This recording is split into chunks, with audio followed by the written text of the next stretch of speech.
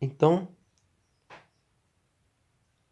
consequentemente, para o antigo marxismo, a transformação do campo social não pode se dar meramente por uma reforma, como pensavam os socialistas utópicos.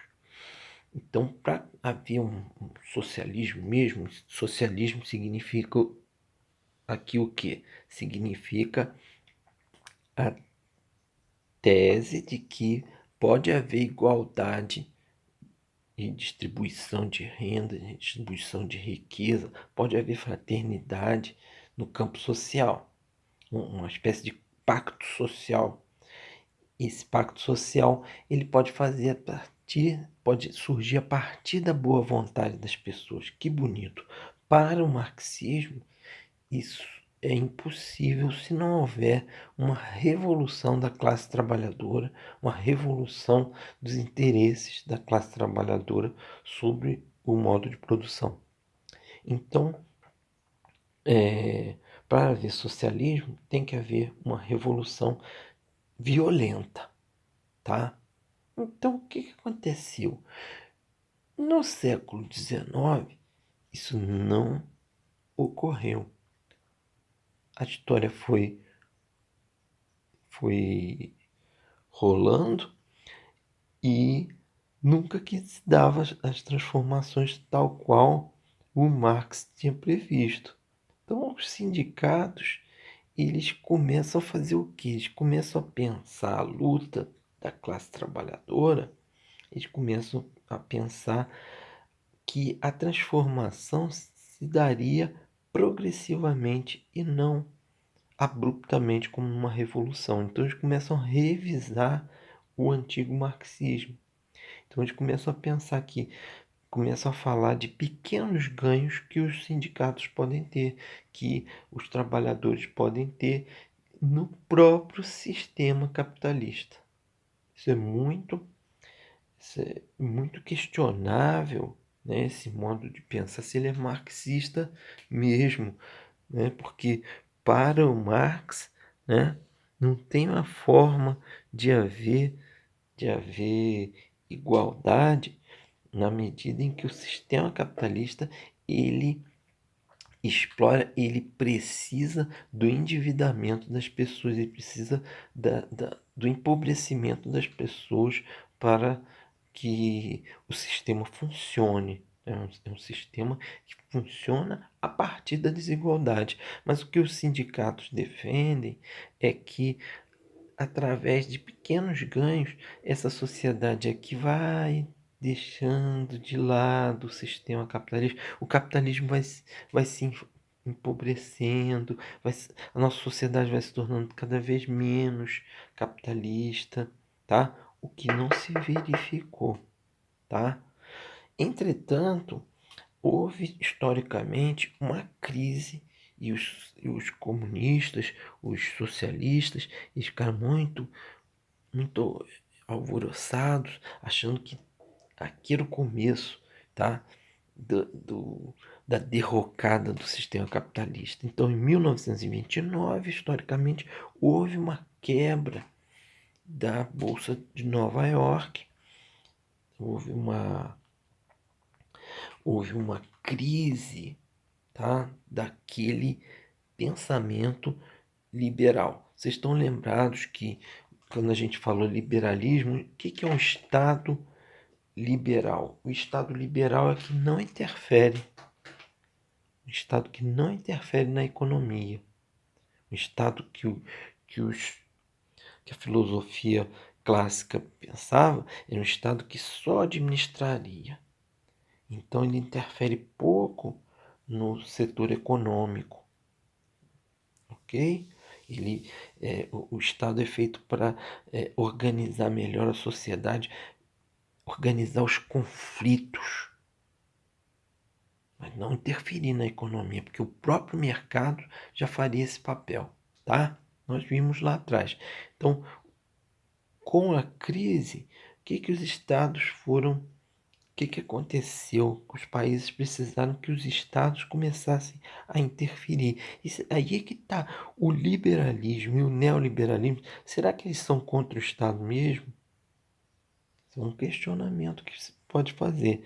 Então, os estados capitalistas começam a interferir na economia. Então, começa a surgir economias, políticas econômicas, tá? Para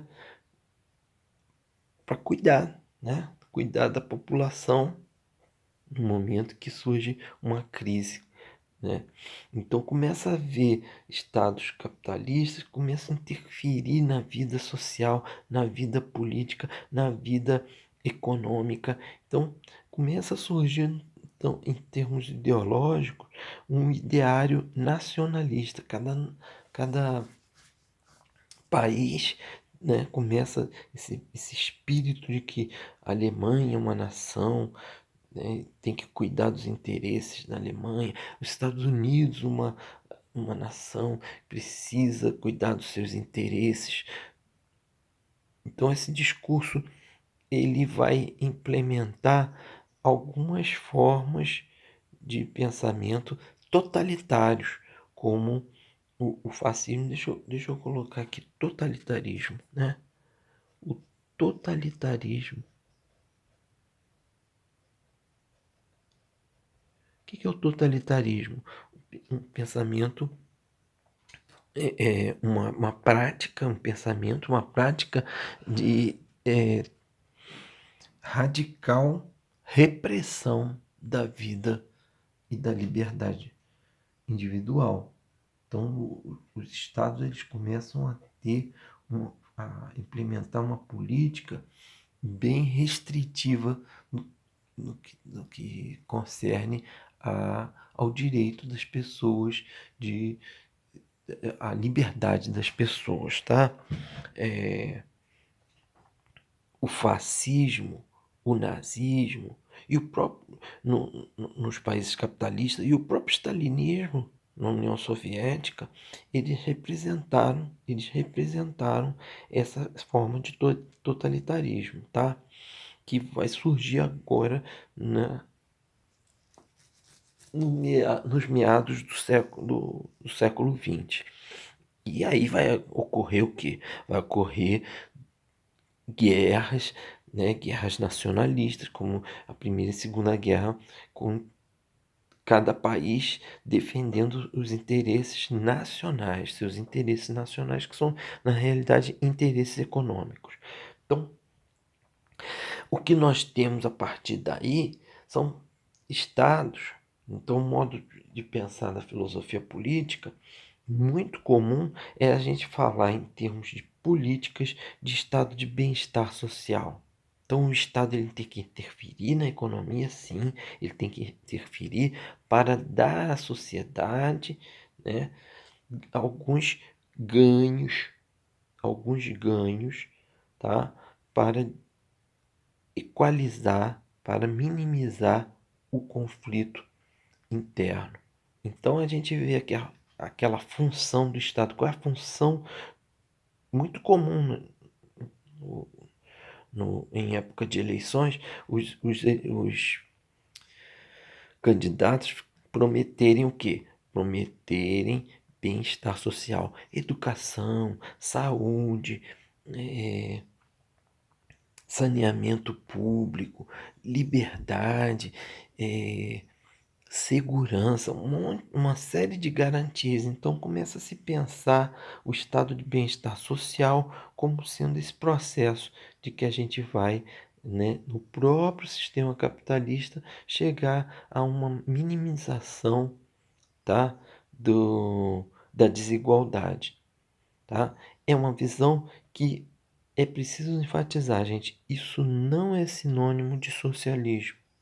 Estado de bem-estar social, você não tem necessariamente uma sociedade contra o sistema capitalista. Não, você tem até ao contrário. O estado de bem-estar social é uma maneira de fazer a manutenção do capitalismo. Para não ocorrer o quê? Para não ocorrer o quê? Revolução. socialista. Para não haver o socialismo, é que precisa haver estado de bem-estar social. Muitas vezes a gente vê as pessoas confundem a luta pelo bem-estar social dentro do capitalismo como sendo o socialismo, tá? Isso é uma confusão, tá? Quando você vê um determinado político defendendo educação, defendendo saúde, defendendo igualdade, minimização da pobreza, aí logo alguns setores fascistas, setores totalitários, algumas pessoas que são conservadoras pensam, isso é o comunismo, tá?